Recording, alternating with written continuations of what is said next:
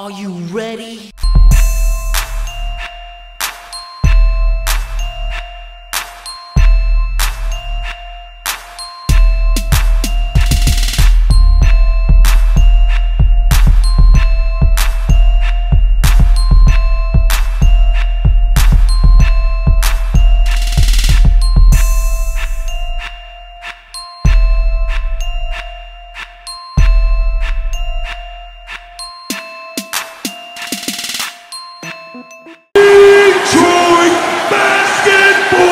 How's it going, peeps? Today, don't know where this video is going to be heading. I'm just shooting from the hip, as well as I do with all my videos.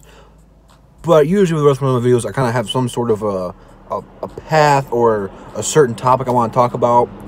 This one, I'm just pretty much giving my opinion on the first half of the season for the Pistons and what to look forward to after the All-Star break with the Detroit Pistons. And it's been an up and down roller coaster for the Pistons for the first half. Got off to like a 14-4 or 14-6 start, something good, and all of a sudden you start playing terrible.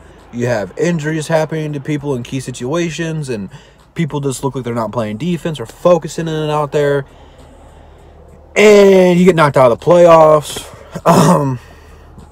Which kind of makes this certain run by the Pistons, it just makes you happy because you're back in the playoffs after your goal was to have a home playoff game, which is very, very unlikely to happen.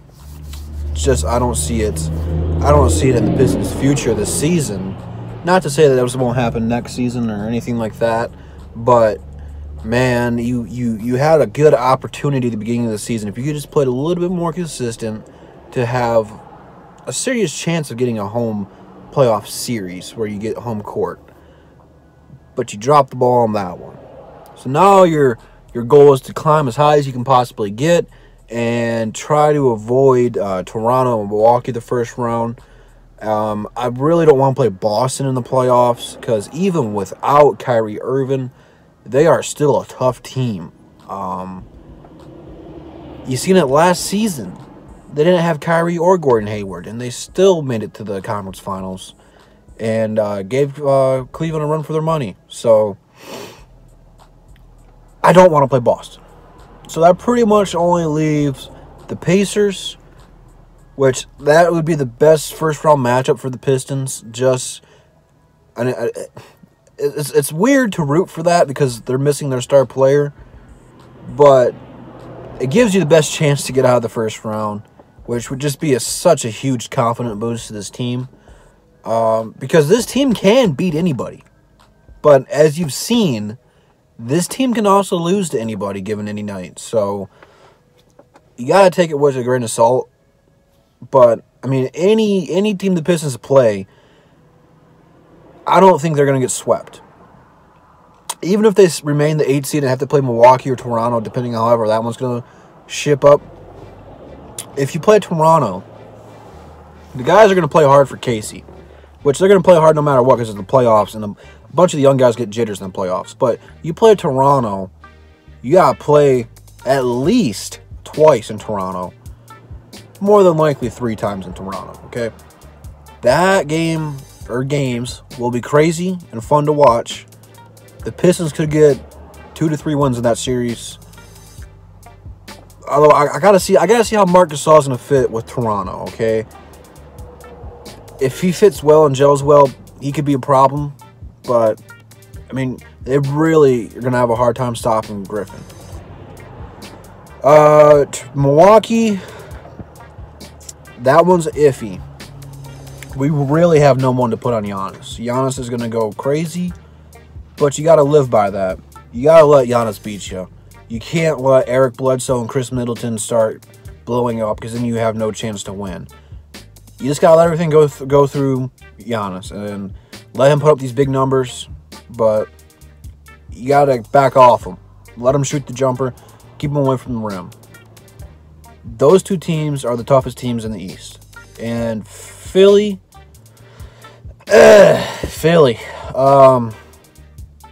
on paper, they might be the most talented team in the East. but they're not really gelling well. Jimmy Butler and Tobias Harris don't really fit. I don't want to play them. That's for certain. Just because the refs will get Drummond fouled out. But it is what it is. But before you can even start talking playoffs and who the Pistons can face, I almost said Lions. Yikes. You have to keep the same energy and effort you did over the previous 4-game win streak that was snapped before you played Boston. You got to come out with that intensity every night. You have to realize that this race is so close. If you lose 1 to 2 games, you're out of the playoffs.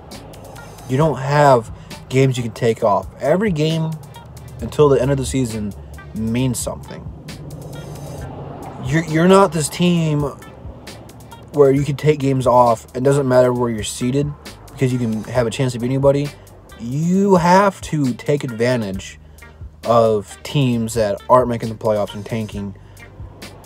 You have to take care of the teams you're supposed to beat. And you're not going to win out or anything stupid like that. It's virtually impossible. This is teams that are going to catch fire and win. That's how the NBA works. But you have to play like it's the last game of your NBA career if you want to make this playoff push. Because I know Andre's fired up.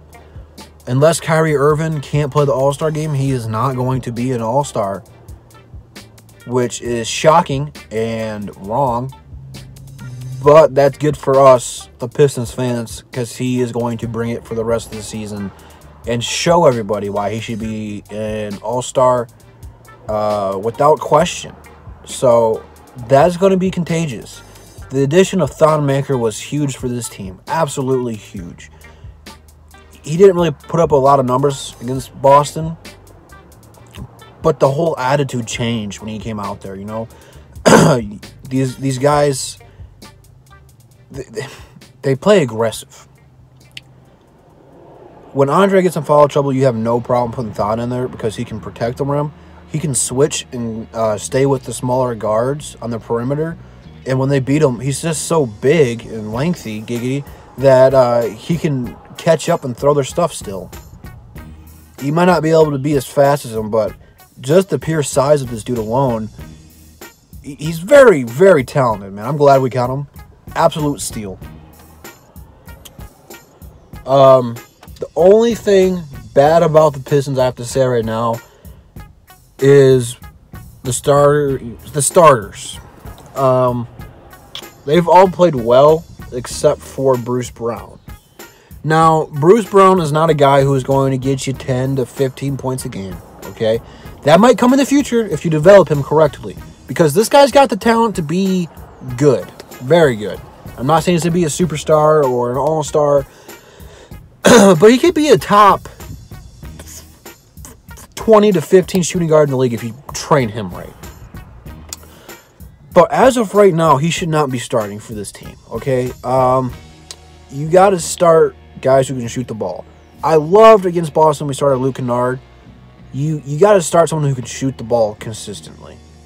And rather that's going to be Langston Galloway, which I don't know why I said that one first because he's not a consistent shooter. Wayne Ellington should probably be starting.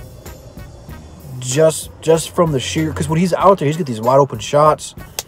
You got to do that when Blake's out there to get these guys open shots. So I think Wayne Ellington should be starting with Luke Kennard just to open up the offense for these guys because it does get crowded. Bruce Brown should be coming off the bench, and he is going to be scrappy. You should just let him play loose on defense and let him do what he does best. He's just not ready to be a starter yet. No, I shouldn't really say that. You probably should base it off of matchups. So if you're going to play like James Harden, you probably should start Bruce Brown because he is now your best defender on the team. That's what you have to do. But he shouldn't really be starting. I like Bruce Brown. He's got a ton of potential. But as of right now, should not be starting on this team. It's not like he's making bad decisions. He just can't hit a bucket. And it hurts us because you look at the shots that the defense gives him, they're wide open threes. Langston Galloway could hit some of these. He might go 1 for 11, but that's better than Bruce Brown. Wayne Ellington will go at least 3. Was that even English?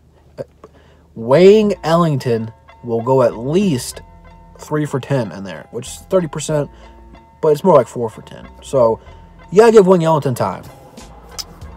If Wayne Ellington catches fire and helps his team, this team will be dangerous in the playoffs. Blake Griffin's got experience. Reggie Jackson's got experience. Andre Drummond's got experience in the playoffs. Even though it was just for a sweep, Reggie Jackson and Blake have the most experience on this team.